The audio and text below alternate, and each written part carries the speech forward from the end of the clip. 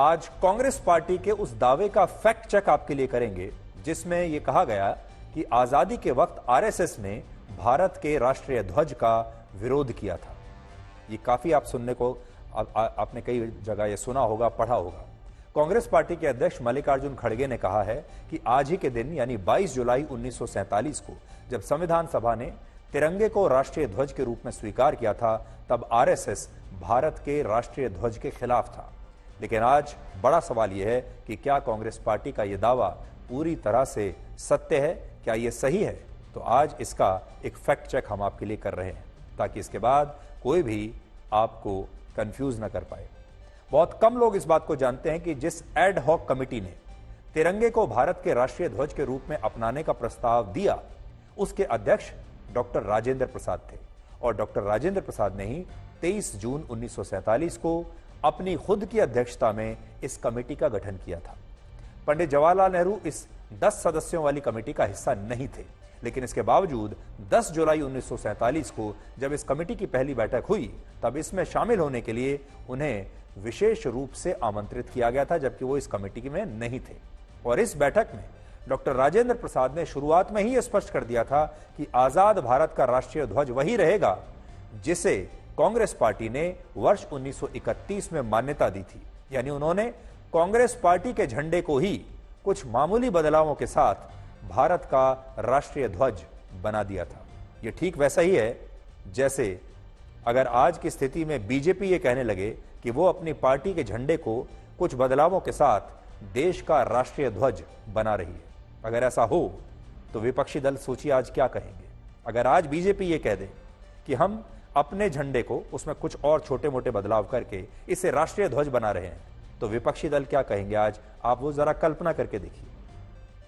उस जमाने में कांग्रेस पार्टी के झंडे को भी तिरंगा ही कहा जाता था, क्योंकि ये उन्हीं तीनों रंगों का था, जिसमें सबसे ऊपर केसरिया रंग था, बीच में सफेद रंग था, जिस पर नीले रंग का एक चरखा बना हुआ था, और सबसे नीचे यही हरा रंग था जो आज हमारे राष्ट्रीय ध्वज में है। और कांग्रेस पार्टी के इसी ध्वज को पंडित जवाहरलाल नेहरू भारत का राष्ट्रीय ध्वज बनाना चाहते थे, जिसे बाद में संविधान सभा ने भी सिर्फ एक बदलाव के साथ स्वीकार कर लिया था। अब आपके लिए क्विज ये है कि कौन सा बदलाव था।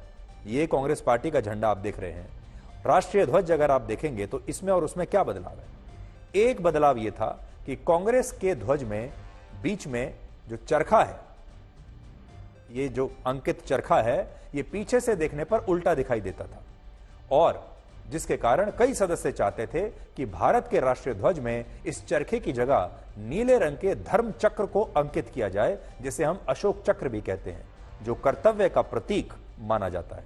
क्योंकि देखिए इसमें समस्या ये थी कांग्रेस के झंडे में, अगर आप सामने से देखेंगे तो चरखा आपको ठीक दिखाई देगा, लेकिन अगर पीछे से जाकर इस झंडे को देखेंगे तो आपको चरखा उल्टा दिखाई देगा, और इसीलिए उसकी जगह ये अशोक चक्र लगाया गया। और इसी बदलाव के साथ आज ही के दिन, आज से 77 वर्ष पहले 22 जुलाई 1947 को संविधान सभा ने इस तिरंगे को राष्ट्रीय ध्वज के रूप में स्वीकार किया था।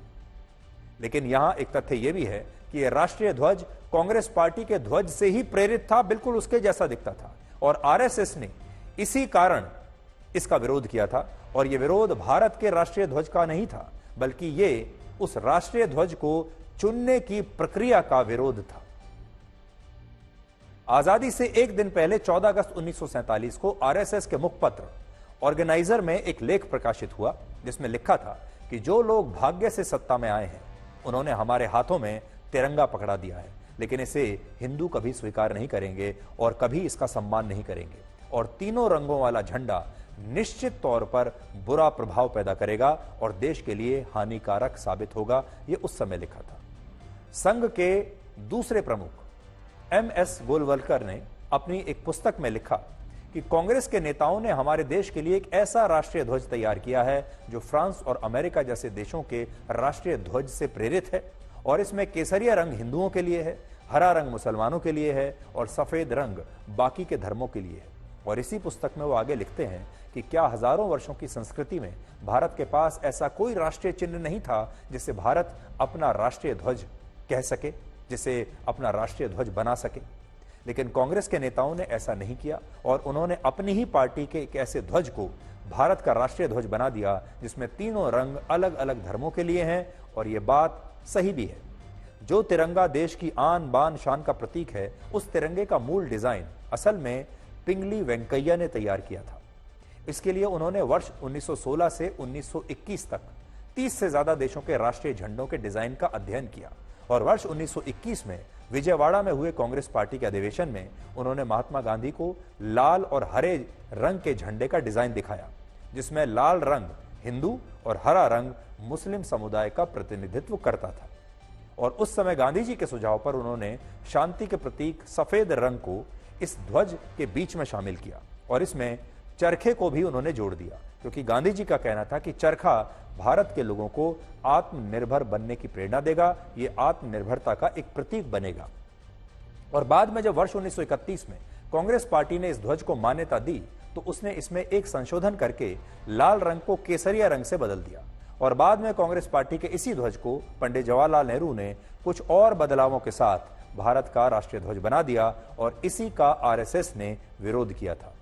आरएसएस का मत यह था कि कांग्रेस का ध्वज भारत का राष्ट्रीय ध्वज नहीं होना चाहिए, क्योंकि ये एक पार्टी का ध्वज है। दूसरा, भारत के ध्वज में अलग अलग धर्मों को परिभाषित करने वाले 3 रंग नहीं होने चाहिए, बल्कि इसमें सिर्फ एक ही रंग होना चाहिए और वो है भगवा रंग। तो जरा कल्पना कीजिए, आरएसएस के इस आइडिया पर आरएसएस चाहता था कि एक रंग का ही ध्वज होना चाहिए, भारत का राष्ट्रीय ध्वज, और वो भगवा रंग का होना चाहिए। और उसकी तीसरी दलील ये थी कि भारत के राष्ट्रीय ध्वज को चुनने में सही प्रक्रिया का पालन नहीं हुआ। हालांकि ये आपत्तियां जब संविधान सभा के समक्ष आईं तो डॉक्टर एस राधाकृष्णन ने स्पष्ट शब्दों में कहा कि तिरंगे के तीनों रंग किसी भी धर्म को परिभाषित नहीं करते। यहां एक सवाल यह भी है कि अगर आरएसएस तिरंगे के खिलाफ था तो उसने फिर 15 अगस्त 1947 और 26 जनवरी 1950 को अपने नागपुर स्थित मुख्यालय में इसी तिरंगे को क्यों फहराया? इसके अलावा बहुत सारे लोग यह भी दावा करते हैं कि वर्ष 2002 तक संघ ने अपने नागपुर मुख्यालय पर कभी भी राष्ट्रीय ध्वज नहीं फहराया, जबकि यह दावा भ्रामक है। सच यह है कि वर्ष 1950 में एक कानून लागू हुआ देश में, जिसमें राष्ट्रीय ध्वज को फहराने के नियम बदल दिए गए और इसमें यह नियम आया कि देश में तिरंगे को निजी तौर पर नहीं फहराया जा सकता और इसी के कारण संघ ने वर्ष 2002 तक अपने नागपुर मुख्यालय में कभी राष्ट्रीय ध्वज तिरंगा नहीं फहराया। और संघ कहता है कि तिरंगा ना फहराने की वजह नियम थे, ना कि संघ तिरंगे के खिलाफ था।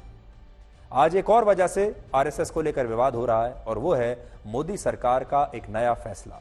मोदी सरकार ने वर्ष 1966 के उस सरकारी आदेश को निरस्त कर दिया है जिसमें सरकारी कर्मचारियों के आरएसएस की गतिविधियों में शामिल होने पर रोक लगाई गई थी। और सरकार ने कहा है कि उसने इस फैसले की समीक्षा की और समीक्षा के बाद पाया कि आरएसएस पर इस तरह के प्रतिबंध की आवश्यकता नहीं है। अब कोई भी, इस फैसले के बाद कोई भी सरकारी कर्मचारी आरएसएस की गतिविधियों में शामिल हो सकता है। जबकि कांग्रेस आरोप लगा रही है कि मोदी सरकार ने संघ को खुश करने के लिए वर्षों पुराने इस प्रतिबंध को अब समाप्त किया है, क्योंकि वो इसके जरिए संघ के साथ अपने रिश्ते सुधारना चाहती है। आरएसएस पर यह प्रतिबंध वर्ष 1966 में उस समय लगा जब देश में इंदिरा गांधी की सरकार थी।